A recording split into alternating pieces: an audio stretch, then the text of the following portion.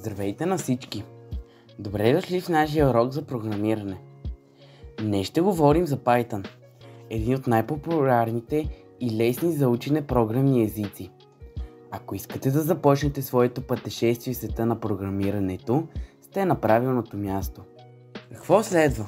Ще говорим за това какво представлява програмния език Python.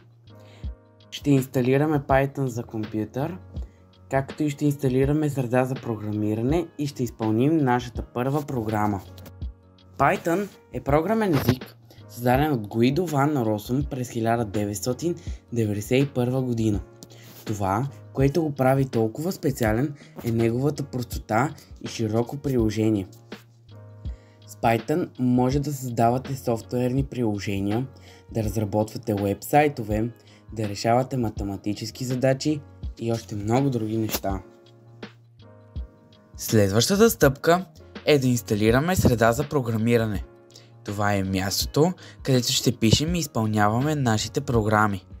Една популярна среда е MoEditor. Изтеглете я, за да улесните работата си.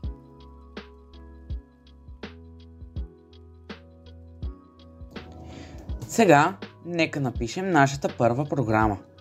Отворете нов файл и напишете следният код. Print Здравей свят. Запазете файла с разширение P и го изпълнете. В терминала ще видите Здравей свят. Поздравления! Написахте първата си програма. А сега ето две задачи за домашна работа. Първата е да създадете програма, която отпечатва вашето име и години. Втората е да напишете програма, която отпечатва думите Python и Python. Опитайте се, ще се изненадате колко е забавно. И това беше краткото въведение в Python. Следващите уроци ще се задълбочим в по-сложни концепции. Ако имате въпроси, оставете ги в коментарите.